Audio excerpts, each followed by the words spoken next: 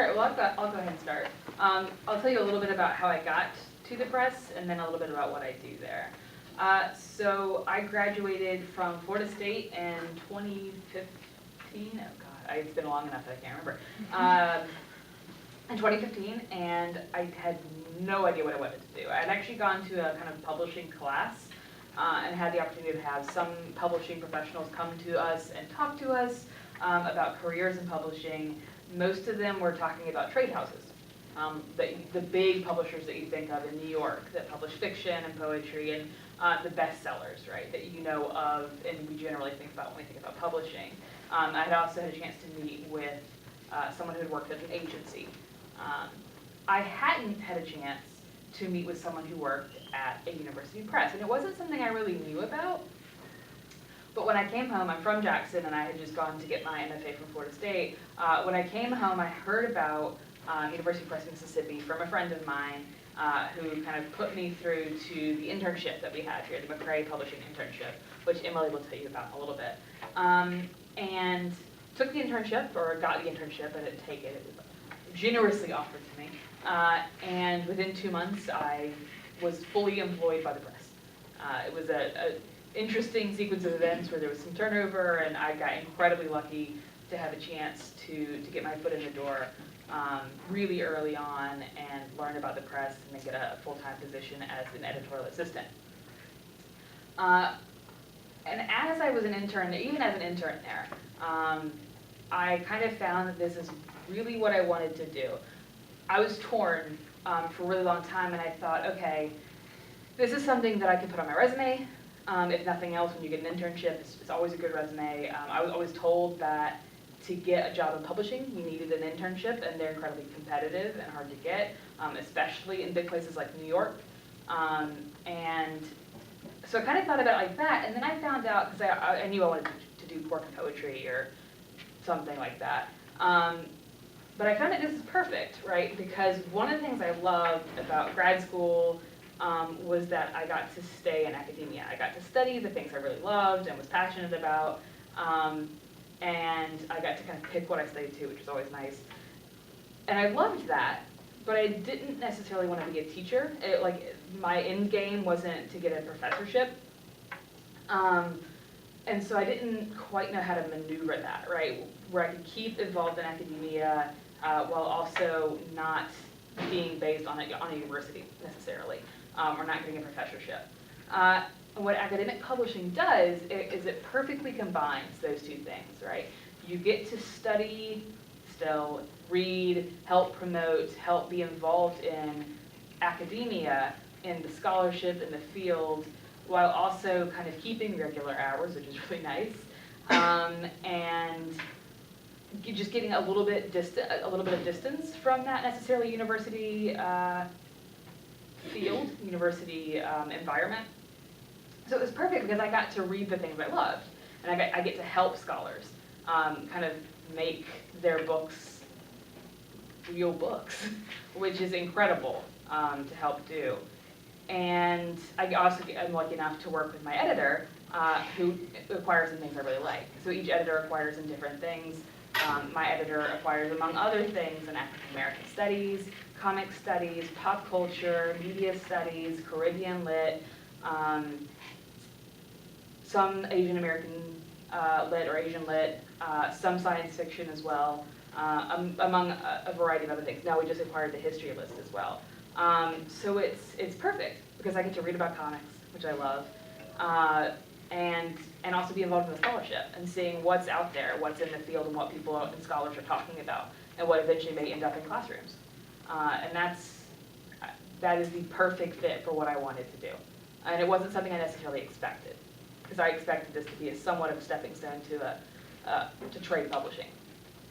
So what I do primarily at the press as an editorial assistant is I work with my editor, who's the J. Shaw, work with authors who are coming to us at a couple of different stages of their manuscripts. Some are coming with ideas. This is more common with like our series that we do. Some are coming with proposals. Some are coming with full manuscripts.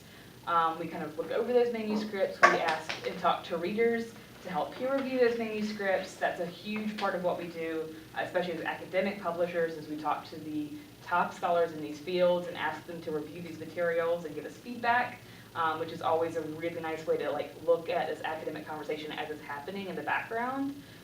It's really, really interesting, actually. And so I help them with that. I help prepare materials for our board members, for our launch forums, which is what we use to present our books to the rest of our staff. I help just kind of in general with my editor, prepare for conferences, and I work with some interns. I get to talk to a lot of people every day. I get to work directly with scholars to help make their projects and their work that they've given 10 years to a reality, which is incredibly rewarding and kind of perfect for what I want. I think some of our panel have had a similar kind of experience, and I know that Courtney can kind of tell you about this kind of experience from a slightly different point of view, yeah? Yes. Okay, so my name's Courtney, and as Steve said, I started off 5 years ago as a marketing assistant. So I was at Mississippi State, and I have always wanted to be a writer my entire life. That's all I wanted to be. But you learn pretty quickly once you hit college and your parents are paying your bills that you're gonna have to find a job that actually pays money. I mean, there's a dream of being a best-selling novelist, but until you get there, you kind of need to find something. And like Lisa, all I knew is I didn't want to be a teacher. I wanted to do something with books, something that I was passionate about with writing, but I didn't, that teacher life is not for me. If it's for you, that's great, but I just couldn't hang with that. So I started trying to find something that would keep me in the community and network with English people and writers and academia a little bit, and so I just started to apply for anything that had to do with copywriting, editing, proofreading, all of those skills that you learn as an English major. If that was listed in the application, I applied for it, and didn't get any of them. Wound up living with my parents and working at Old Navy, and then I had a friend who had gotten the marketing assistant job, and kind of like many of us fell into the marketing assistant position when she left, and suggested me for the position. And one of those things that when I first kind of got offered it, I kind of thought, marketing, I don't know anything about marketing. I'm an English major. I don't know about communications or any of that kind of stuff.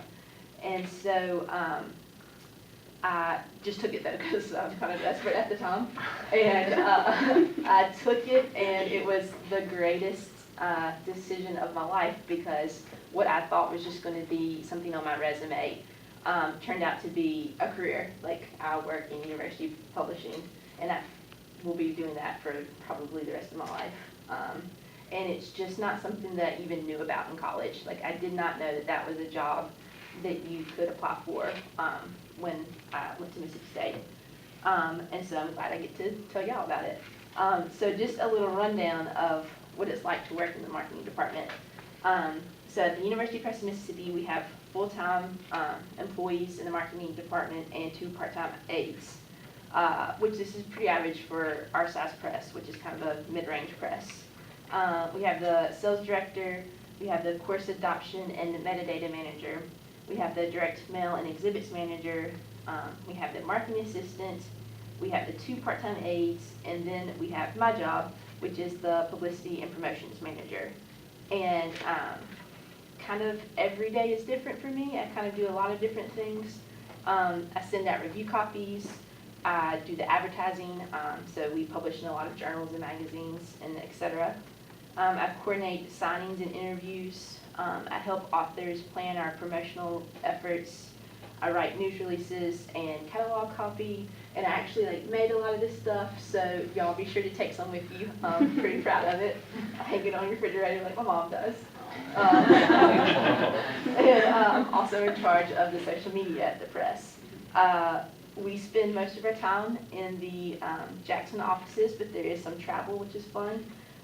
We go to exhibits and events and signings, take sales trips. Cleveland. Cleveland, yeah. Hey, those suckers at home are like working at the desk. We're here in Cleveland, so yeah, it's been an interesting journey here, and I love what I do, and I would have never known about it had not fallen into it, and so I'm glad to pass that on. And now I'll let Emily tell you about what she does. Thanks, Courtney. So I'm Emily. I'm the assistant to the director. Like Steve said, I double majored at Belmont in Nashville in English and Justice, Faith, and Culture. And so when I was a senior, getting ready to enter the world, I was trying to figure out what I wanted to do. And for me, the two things that stood out were that I loved English, loved literature, loved learning about the world through reading.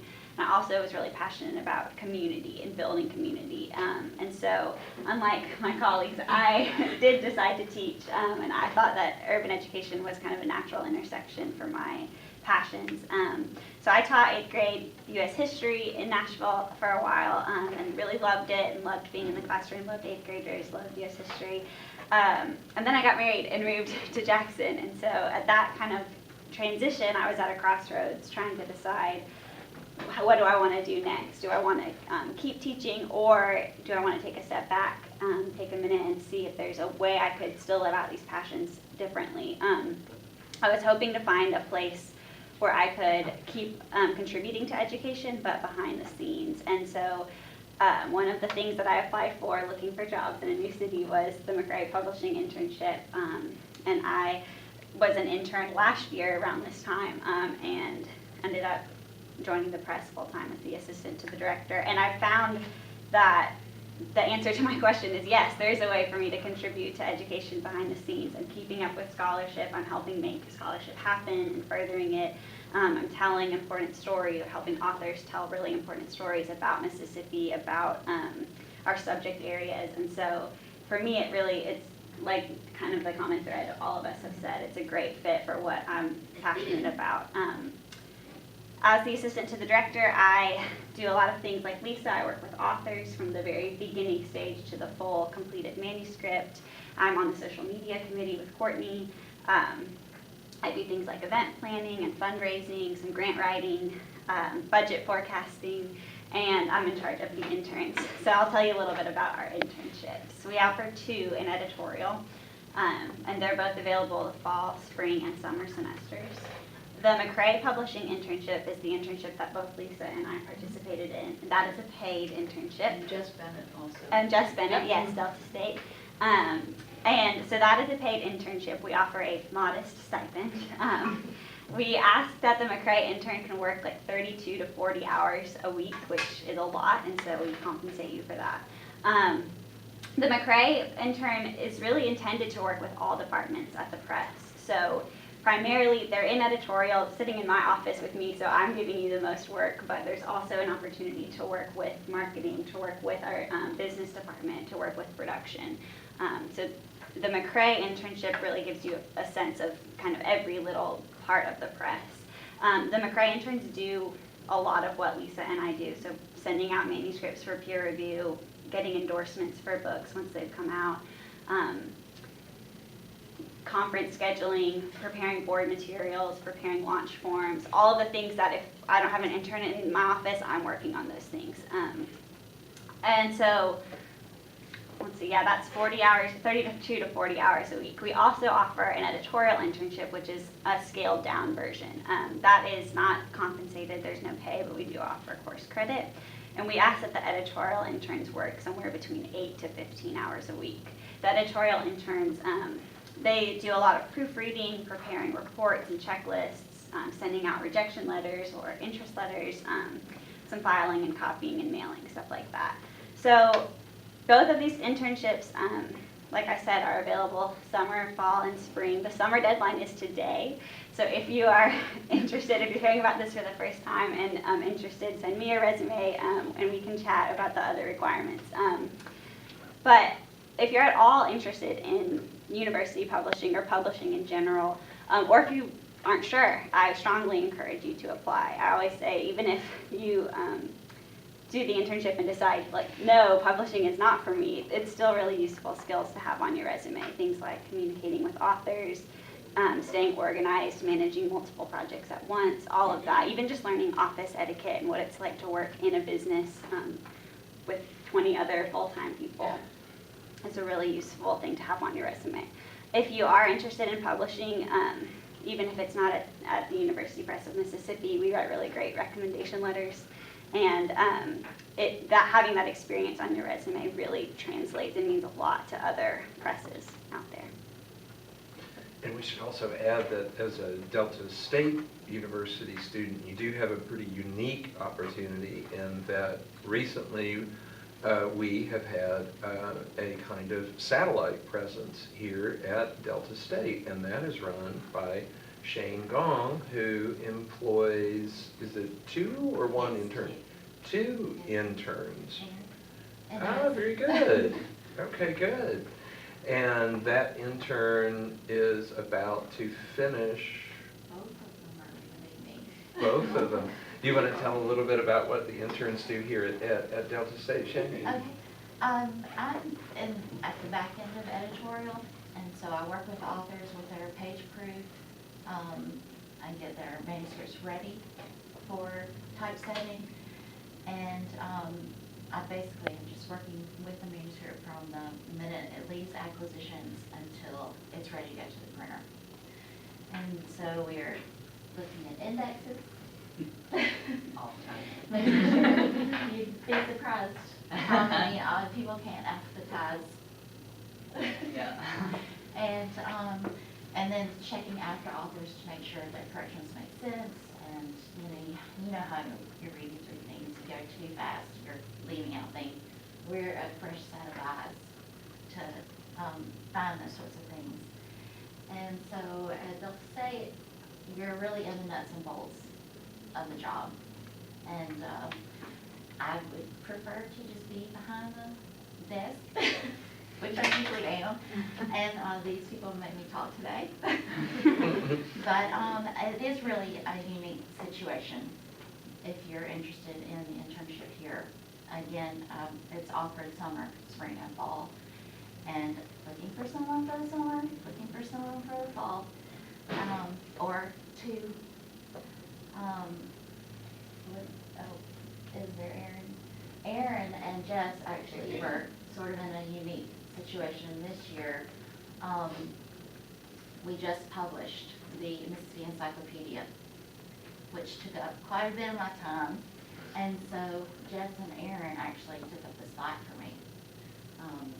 The project editors are in charge of copy editing the interview series.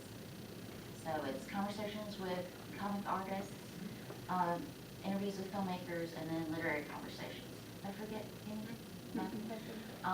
And so Aaron copy edited, what was it, Jim Shooter, who's a comic, and he, from very beginning, and now he's seen the end, it just came out, he did the whole thing. So, it really is a unique situation. And how many hours a week does it It's, usually involve? 8 to 15, Okay. except over the summer, I would prefer 12 to 20, so, And just it- because it's a shorter amount of time. And is it part of course credit? Yes, Susan? there's Okay. of course credit for it, 1 to 3 depending on the number of hours. And You can take it more than once. you can take it more than once, yes. You do a journal entry every week, and then a blog post at the end of the semester. Excellent. And you can take Jim Shooter now to any publisher in America, and in addition to the Vita that you've already said, you can say, I copy edited this all the way through. And it's not, this is not an uncomplicated document. These are interviews from itty-bitty fan magazines, crazy interviews that have been transcribed, all kinds of forms, and added to that the chaos inherent in this being a comics artist who is doing the talking. So it's, this is not an uncomplicated document. And what a wonderful thing for you to walk away with as a tangible piece of work. That's great. Okay, do you all have questions for us? The only one thing that I would like to add to the wonderful, two things, to the internship possibilities. Number one, the McMurtray internship has its special name for a very, very special reason. An intern at University Press of Mississippi, before there was any paid internship there, was Selby McMurtray. And she found, and her family found, the experience at being at University Press of Mississippi so transformative and so helpful to what she wanted to do with her career that they decided they would fund an internship. And she is now in New York at, I believe, Houghton Mifflin as an employee, as an editor. So this experience here can translate to elsewhere. And if you are thinking about graduate schools and can't come intern with us at University Press of Mississippi now, I would encourage you to look at what those graduate schools are like and whether or not they have a University Press publisher on campus. There is a University Press in almost every one of the 50 states of our republic except South Dakota. So look at the kinds of press opportunities that are available, because I promise you, if you walk up the road to McElroy House at the University of Arkansas Fayetteville and knock on the door and say, I would like to intern, they will hand you real work until you prove you can't do it.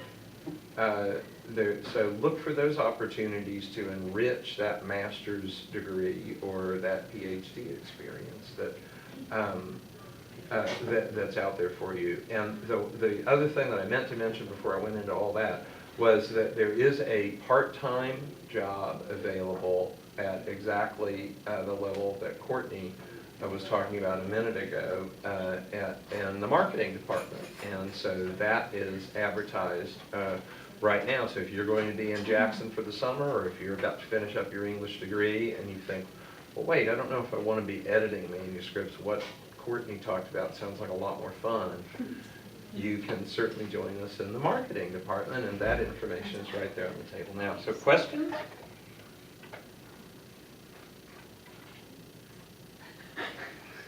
Well, I have a question. Mm-hmm.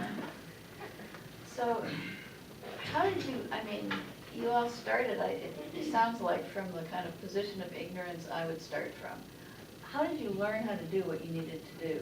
Like, how did you learn how to market? Or how did you learn how to do what you had to do for editorial? I will say this about the press. It's kind of, they're on both ends of the spectrum where they are not afraid to throw you into the fire. Like immediately, like Steve said, you're doing real work from the second you step in the door. But on the other hand, I feel like everyone's really great at mentoring, and there's not a person on staff who I don't feel comfortable going into their office and asking questions and sitting down with a notepad and saying, why do we do this? Like, you told me this is, like, you set me down in front of the computer and said, do this and do this, but why? Why do we do it like this? And they have no problem saying, okay, well, let's go over this. And it's really just about wanting to learn and wanting to kind of give this information. So are these the kind of jobs typically that the press has, that the learning happens on the job, really? Definitely. I think that's right. We're a little bit inexperienced with having this many jobs, because you remember from the time that I was hired in 1998 and Shane was hired right at about the same time, 1997. And Todd Lape, our designer, was hired in 1998. Craig Gill, the director, was hired in 1998. That was the greatest amount of hires that press had done in quite some time, and then nobody left. And so, as someone hired in 1998, I was a junior staffer because I'd been hired in July. And then all of a sudden, we had natural retirements, people who were ready to retire. And so Ann Staskavich left, and Isabel Metz, our business manager, left. And by left, I mean took their well-earned retirement. And so there was movement either to hire from the outside, as in the case of the business manager, or in the case of the directorship, where Leela went back to Kentucky to take the directorship there. Craig moved up, and the jobs at the entry level, they do open up and they do happen, and it's usually because someone's moving upward within the structure. Because the thing that Courtney very modestly didn't say was that the way that you do learn all of that material is that we made Courtney do absolutely everything. She had 5 people in marketing telling her what to do every day. So she could have been any one of us in a pinch. And since she had done so much as helping the publicist, she knew where everything was, knew the kinds of things that people needed. She was ready. And that's what entry level is, and that is in large part what internships are. You really do learn what does it take to communicate with the media, what do they need, how do I become a very good publicist at a university press. Other questions? If you're interested in being published through the press, what is like that process like? I brought some guidelines, but essentially, we mentioned this a little bit. We send everything that we publish out for peer review at least twice, to at least 2 outside readers, be it a proposal or a manuscript. If it's a proposal, it will also be read at the manuscript stage. So we have submission guidelines of what a proposal submission looks like, what a manuscript submission looks like. But you send it in. The first step is that the editor, who is best equipped to see that manuscript through, talks about it with the acquisitions team, so that's the other editors, Steve in marketing, and Todd, who's our head of production. They talk about it. From there, there's an initial decision. We send it out for peer review. Is this better suited elsewhere? And then the peer review comes back. We get those reports. We share those with the author. The author responds. We take the reports and the responses to the board, and the board makes a decision. And then from there, we do a contract. The author turns in his revised, finished manuscript. I look through it, or Lisa looks through it, and we make sure everything is good there. Sometimes we send it back to the authors, and then when we get the final thing and it passes all of our checks, then it goes over to Shane, to the project editors. So that's it in a nutshell. Yeah. And if you're marketing a manuscript, a few years ago, one of the campus visits that we did was about marketing manuscripts and about understanding publishers essentially as manufacturers. So if you want to link to what Walter Biggins and I did when we went and presented that, I'd be happy to send it to you. But in a nutshell, what we said was study your targets. Study them and see what they publish, to study them and see what they're good at, and then find the publisher that is very, very good at what you have, rather than finding a publisher by saying, oh great, there you're at Jackson, that'll work. that almost never works out well, and so studying those publishers to see what they're working on is the perfect way to go about that. Other questions?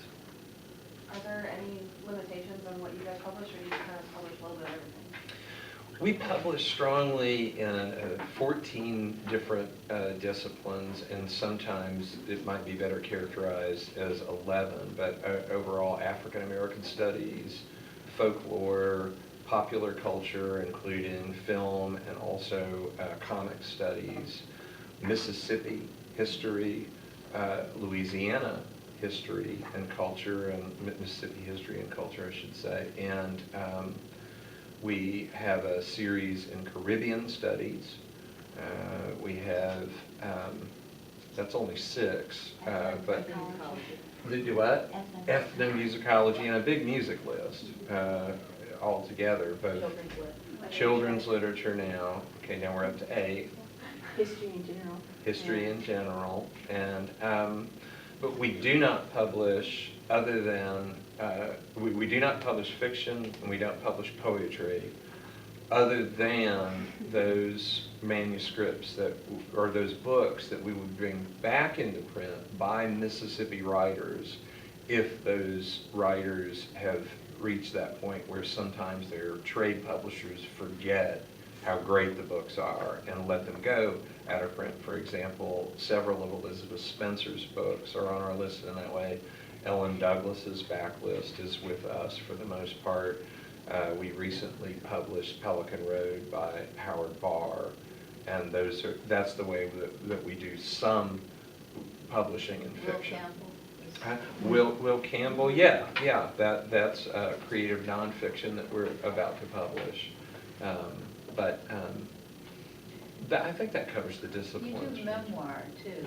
That's true. Sort of. Not as much anymore, Seems like we and have there's a something. reason why. Now, if the memoir or the creative nonfiction directly impacts any of those areas that I just talked about, say for example, if it's about Louisiana, a book that we've just published called Flight Risk is about growing up in New Orleans and trying all your life to escape the French Quarter legacy of who you are, and ultimately coming back to it again and again, because you can't escape it.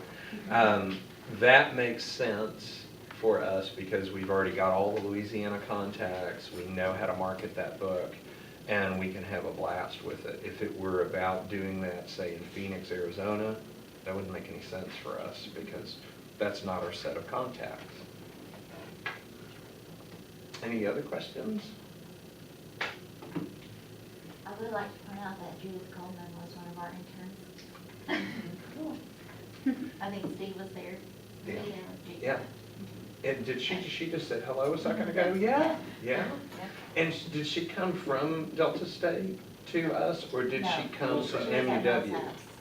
Millsaps. Okay, okay. Yeah. And we've had several interns from Delta State, though. Yes. Yeah. And Shane was from Delta State, of course, and Katie Keene, who is. Right on. An acquiring editor now, is also from Delta State. So there's a nice Delta State presence at. There is a Delta State presence, to say the least. Other questions?